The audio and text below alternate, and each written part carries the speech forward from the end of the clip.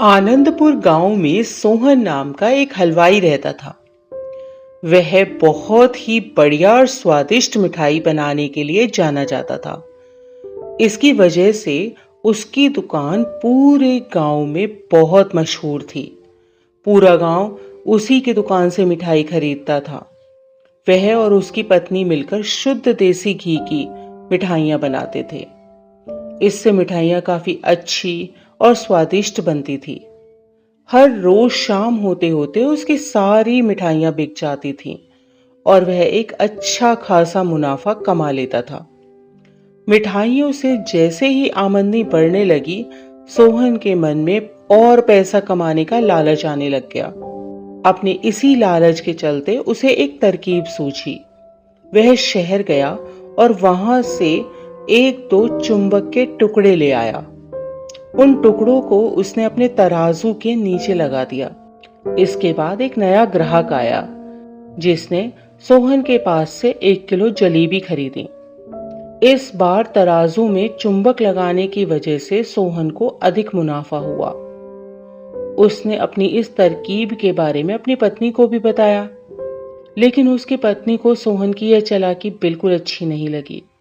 उसने सोहन को बहुत समझाया कि उसे अपने ग्राहकों के साथ इस तरह की धोखाधड़ी नहीं करनी चाहिए, लेकिन सोहन ने अपनी पत्नी की एक ना सुनी और वो हर रोज तराजू के नीचे चुंबक लगाकर अपने ग्राहकों को कम सामान देने लगा और धोखा देकर अधिक मुनाफा कमाने लगा।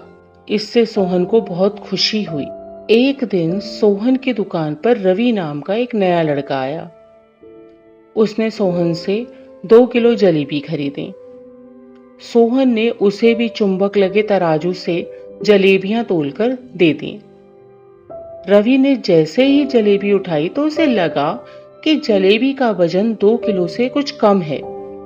उसने अपना शक दूर करने के लिए सोहन से दोबारा से जलेबियों को तोलने के लिए कहा। रवि की बात सुनकर सोहन चिढ़ गया। उसने कहा, मेरे पास इतना फालतू समय नहीं है कि बार बार तुम्हारी जलेबियों को तोलता रहूं। इतना कहकर उसने रवि को वहां से जाने के लिए कह दिया। सोहन मिठाई वाले की बात सुनने के बाद रवि जलेबी लेकर वहां से चला गया।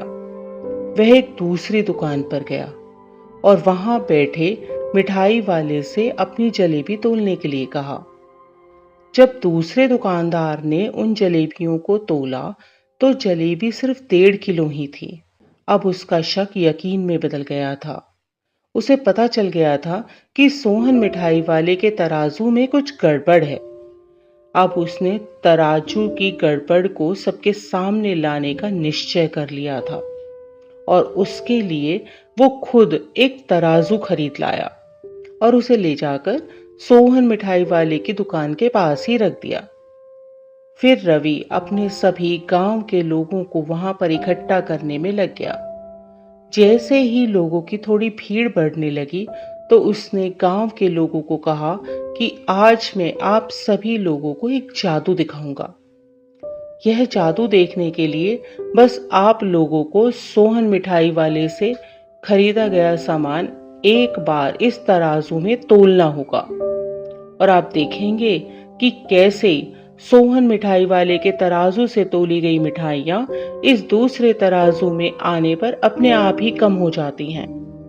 कुछ देर बाद 1-2 लोग मिठाई लेकर रवि के पास पहुंचे तो उसने ऐसा करके भी दिखा दिया। इसके बाद सोहन की दुकान से जिसने भी मिठाई खरीदी थी, सभी ने राजू को तराजू में तोलकर देखा तो सबकी मिठाइयां 250 ग्राम से लेकर आधा किलो तक कम निकली। यह सब देखकर लोगों को काफी हैरानी हुई। अपनी दुकान के पास ही यह सब होता देखकर सोहन मिठाई वाला रवि से झगड़ा करने लगा।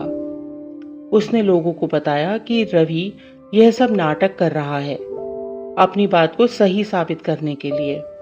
रवि सीधे सोहन मिठाई वाले का तराजू लेकर आया और तराजू में लगे हुए चुंबक को निकालकर सबको दिखाने लगा।